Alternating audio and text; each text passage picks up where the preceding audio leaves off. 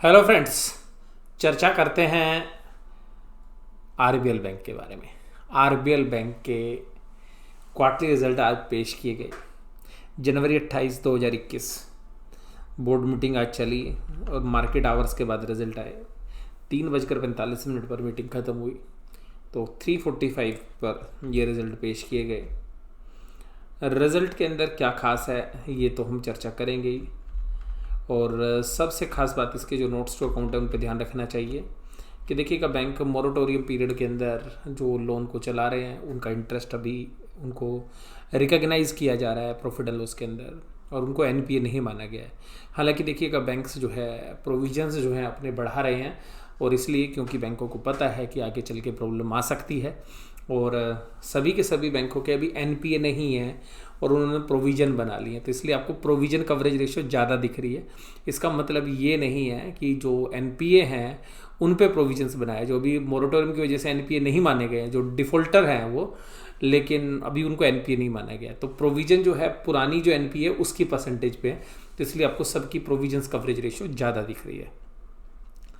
अब यहाँ पर जो हम चर्चा शुरू कर रहे हैं उसमें सबसे पहले देखिएगा इंटरेस्ट अर्न वाली फिगर 207,726 ये लैक्स में फिगर्स है, तो यानी कि 2077 करोड़ रुपए का इंटरेस्ट इनको मिला था पिछले क्वार्टर में, और जो इस बार मिला है 1979 करोड़, यानी कि टोटल इनकम घट गई। रीज़न इंटरेस्ट के रेट घटे उस वजह से, तो मोस्टली सभी बैंकों में, तो इसके साथ भी ऐसा ही हुआ। यहाँ पर इंटरेस्ट ऑन एडवांस और बिल्स, जो लोन्स पे जो इंटरेस्ट आया है वो सब ये है, तो 1564 करोड़ जो 1647 करोड़ था, इसका मतलब लोन नहीं बांट रहे हैं bank. Income on investment 334 crore से लेकर 352 करोड़ होगी, 334 से 352। Interest on balance with RBI, यानी कि आरबीआई के पास इन्होंने ज़्यादा पैसा नहीं छोड़ा, तो 53 करोड़ मिले, और रेट ऑफ इंटरेस्ट भी घटे हैं। हालांकि इस क्वार्टर में नहीं, उससे पहले 8 करोड़ रुपए के अंदर इंटरेस्ट थे और ये 9 करोड़ के हैं। अदर इनकम्स का फिगर 456 करोड़ था, जो अभी 579 है, काफ़ी अच्छा है, काफ़ी बेहतरीन है कि अदर तरीके से जो है पैसा कमाया जाए। और टोटल इनकम 2533 करोड़ थी, इस बार 2559 करोड़ है, तो इनकम के अंदर कुछ तो इजाफा किया गया है, और जो इजाफा है वो करीबन 25 करोड़ के आसपास है। इंटरेस्ट एक्सपेंडेड घट गया है 1145 से 1071 करोड़ से। रेट ऑफ इंटरेस्ट भी कम आपको पे करना पड़ा, यानी कि जो डिपॉजिट्स हैं उन पे आपने रेट ऑफ इंटरेस्ट घटा दिया है। एम्प्लॉय की सैलरी भी जो है आपकी घट गई है 215 करोड़ से 210 है, तो करीबन 5 करोड़ का यहाँ भी बेनिफिट हुआ है। अदर एक्सपेंसेस जो है 453 करोड़ से 472 हो गए हैं, तो ये खर्चे नहीं बचा पाए क्योंकि अदर जो एक्सपेंस है वो इनके कंट्रोल में नहीं होते। तो 1813 के एक्सपेंसेस थे 1754 के, तो एक्सपेंसेस में घटौती हुई, यानी कि कटौती हुई। तो और यहाँ पर आपको जो प्रॉफिट्स हैं वो 804 करोड़ के नज़र आए। ऑपरेटिंग प्रॉफिट ये 719 थे। एक्सेलेंट परफॉर्मेंस, मोस्टली बैंकों के अंदर ऑपरेटिंग प्रॉफिट बढ़े हैं, इसके भी बढ़े हैं। हालांकि कल हम एक्सिस बैंक की बात करें तो उसके ऑपरेटिंग प्रॉफिट भी नहीं बढ़े थे, लेकिन देखिएगा शेयर चल के आज निफ्टी के अंदर सबसे तेज भगने वाला शेयर था, तो आज एफएनओ की सेटलमेंट थी उस वजह से भी हो सकता है। प्रोविजंस देखिएगा 525 जो 609 करोड़ हो गए। अरे ये प्रोविजंस पीछा नहीं छोड़ रहे किसी का भी, और ये प्रोविजंस ये इंडिकेट कर रहे हैं कि एसेट्स क्वालिटी पर बैंकों को पता है अभी प्रॉब्लम है। और प्रॉफिट जो है 194 करोड़ से 195 करोड़ हो गया, तो इसका मतलब प्रॉफिट बढ़ ही नहीं पाया। हालांकि घटा नहीं, ये भी शुक्र है, और बराबर ही प्रॉफिट है और बराबर ही लगभग ईपीएस आपको देखने के लिए मिलेगी। तो जो ईपीएस पिछली बार 2.83 थी, इस बार 2.64 है। वो घटी इसलिए क्योंकि नंबर ऑफ शेयर्स जो हैं बढ़ गए होंगे इसके, जिसकी वजह से आपको ये घटते हुए नजर आए, क्योंकि नंबर ऑफ शेयर्स 509 करोड़ थे, उसके बाद इन्होंने प्राइवेट प्लेसमेंट से जो शेयर्स इशू किए 597 करोड़। तो नंबर ऑफ शेयर्स बढ़ने के बाद, कैपिटल बढ़ने के बावजूद भी जो है ईपीएस नहीं बढ़ी, और ईपीएस घटकर 2.64 हो गई। हालांकि कैपिटल एडिक्वेसी बढ़ गई क्योंकि कैपिटल इकट्ठी की थी, तो इसका मतलब है कि बैंक लिक्विड तरीके से अपनी जो कैपिटल एडिक्वेसी रेशियो है उसको अच्छे से बना रहा है। यानी कि हम ये कहते हैं कि capital to risk adjusted weighted assets, जिसको हम कैपिटल एडिक्वेसी रेशियो के नाम से पुकारते हैं। तो ये बैंक के पास जो है जितनी ज़्यादा होती है, इसका मतलब बैंक उतना ही सेफ है। तो सेफ्टी के मामले में अभी काफ़ी बैंक की काफ़ी अच्छी कैपिटल एडिक्वेसी रेशियो है, तो 17.33। तो अभी हमें नहीं लगता कि और फर्दर कैपिटल की ज़रूरत होगी, लेकिन ग्रोथ करने के लिए देखिएगा ये कैपिटल या लोन बुक जो है आपकी तभी बढ़ेगी जब आप कैपिटल बढ़ाएंगे या डिपॉजिट बढ़ाएंगे। तो हम उम्मीद कर रहे हैं कि ये जो फिगर्स हैं वो आपको बढ़े हुए नज़र आए। तो अभी जो आप आगे एनालिसिस करेंगे, ग्रोस एनपीए घट गया है, लेकिन इस एनपीए को मत देखिएगा, हाँ, क्योंकि इसमें मोरेटोरियम वाले तो है ही नहीं, जिन्होंने डिफॉल्ट किया उनको तो लिखा ही नहीं आपने। तो ये वाले एनपीए नहीं, एनपीए हम जो दूसरे इन्होंने लिखे होंगे नीचे नोट्स टू अकाउंट में उसको देखेंगे। रिटर्न ऑन असेट्स एनुअलाइज है 0.62। तो इसका मतलब है कि 1 से कम अगर आपको ये मिलती है तो ये बेकार होती है, तो 1 होनी चाहिए कम से कम, और प्राइस टू बुक वैल्यू भी शेयर की 1 टाइम होनी चाहिए, तब ये 1% का फ़ायदा है। तो इसका मतलब है कि आपकी जो रिटर्न ऑन असेट्स है वो काफ़ी कम है। तो ये रिटर्न ऑन असेट्स कम होना जो है बैंक की सेहत के लिए अच्छा नहीं माना जाता।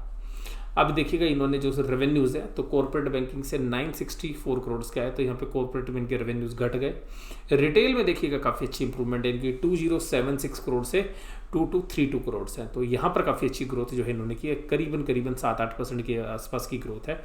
ट्रेजरी इनकम्स जो है घट गई है, तो ट्रेजरी में 1469, अदर बैंकिंग ऑपरेशन जो ज़्यादा इंपॉर्टेंट है नहीं। और कॉर्पोरेट अगर रिजल्ट देखेंगे तो कॉर्पोरेट जो लोन बुक है उसमें दिक्कत लग रही है, 211 करोड़ का जो है लॉस दिखा रहे हैं 211 करोड़ का, जो पिछली बार 168 करोड़ का था। इसका मतलब है कि एनपीए यहीं पर ज़्यादा है, जबकि एक्सिस बैंक में ये ठीक था। और ये देखिएगा यहाँ पर 219 करोड़ के प्रॉफिट थे रिटेल बैंकिंग में, जो 212 हो गए, तो यहाँ पर भी प्रॉफिट घटा है। ट्रेजरी में बढ़े, यानी कि अपनी इन्वेस्टमेंट से काफ़ी अच्छा प्रॉफिट कमाया 183 करोड़, जो पिछली बार 137 करोड़ था। तो कुल मिलाकर ट्रेजरी से ही पैसा कमाया जा रहा है, और बैंक की जो मेन ऑपरेशन है वहाँ पर अभी आपको जो है देखने के लिए बेहतर परिणाम नहीं मिल रहे। अब जिसकी चर्चा मैं आपके साथ कर रहा था वो है 4.57, ये है ग्रोस एनपीए। तो आप देखिएगा इसकी लाइफ में कभी भी 4.57 की ग्रोस एनपीए नहीं है, हाईएस्ट लेवल पर ग्रोस एनपीए है। और ये जो ग्रोस एनपीए है 4.57, और उसमें प्रोविजन बनाने के बाद भी 2.52 है, तो काफ़ी बड़ी अभी भी जो असेट्स क्वालिटी के जो रिस्क है वो इसके साथ भी है। तो ये जो बैंकिंग सेक्टर में असेट्स क्वालिटी के रिस्क है, ये अगले क्वार्टर तक हमें नहीं लगता कि सांस लेने देंगे, और अगले क्वार्टर के रिजल्ट्स आएंगे तब जो है ज़्यादा अच्छे से पिक्चर क्लियर होगी। और हालांकि अभी सुप्रीम कोर्ट में मामला पेंडिंग है, जब तक पेंडिंग है तब तक बैंक जो है एंजॉय कर रहे हैं उस बेनिफिट को। हालांकि ये देखिएगा प्रोविजंस में, क्योंकि रेवेन्यूज़ में वो शामिल हो रहे हैं, बेशक से आप प्रोविजंस तो बना रहे हैं लेकिन आपने उसको इंटरेस्ट इनकम में जो है शामिल कर लिया। देखिएगा इनकी हाईएस्ट जो है 2.07 रही है, और ग्रोस एनपीए अगर बात करेंगे तो पिछले साल भी 3.62 थी।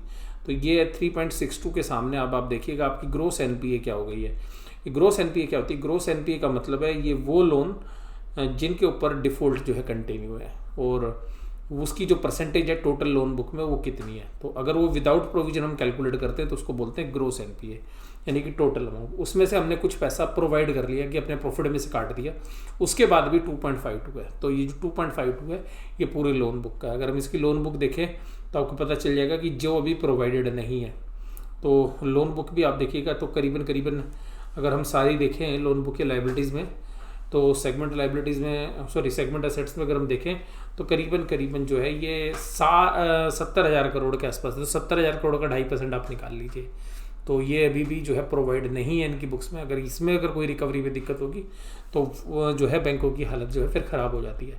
तो ये जो असेट्स क्वालिटी के जो रिस्क होते हैं इसीलिए बैंक के अंदर काफ़ी इंपॉर्टेंट होते हैं, क्योंकि आपने जो लोन बांट रखा है इसका 2.5% आपके पास प्रोवाइडेड नहीं है। तो 2.5% जो टोटल लोन बुक है उसका, तो परसेंटेज में आप देखिएगा तो ये 2.5% अगर 70,000 करोड़ का 2.5% निकालिए आप तो कितना होगा। तो अगर 70,000 करोड़ का 10% निकालते हैं तो 7,000 है, तो करीबन 1875 करोड़ के आसपास आता है। तो 1875 करोड़ से तो 1875 करोड़ रुपए के आसपास ये वैल्यू बनती है। जबकि इसके कुल प्रॉफिट कितने हैं? इसके जो कुल प्रॉफिट होते हैं वो 195 करोड़ है। तो इसके एक क्वार्टर के तो करीबन 2 साल के जो क्वार्टर के जो 2 साल के प्रॉफिट से उसके बराबर जो है अभी भी आपके पास एनपीए पड़े हैं। तो ये जो चीज़ें होती हैं इसलिए काफ़ी इंपॉर्टेंट होती हैं कि वो असेट्स क्वालिटी के ऊपर क्यों बैंकों के ऊपर जो है ज़्यादा ध्यान दिया जाता है। क्योंकि आप कमाई तो देखो कर लोगे, बैंकों का काम है उधार देना। उधार लेने के लिए सारी दुनिया खड़ी हुई है, किसी को दे दो, आप अपने घर पे बोर्ड लगा दो जी मैं उधार दूंगा, लोग लेने आ जाएंगे। डिपॉजिटर से इनको पैसा मिल जाता है, तो सस्ते रेट पे पैसा मिलता है, महंगे रेट पे देते हैं। लेकिन दिक्कत क्या है कि जिनको दिया अगर वहाँ से मिलेगा नहीं तो भाई सब डिपॉजिटर का डिफॉल्ट हो जाएगा, शेयर होल्डर की वेल्थ जो है डिटोरिएट हो जाएगी।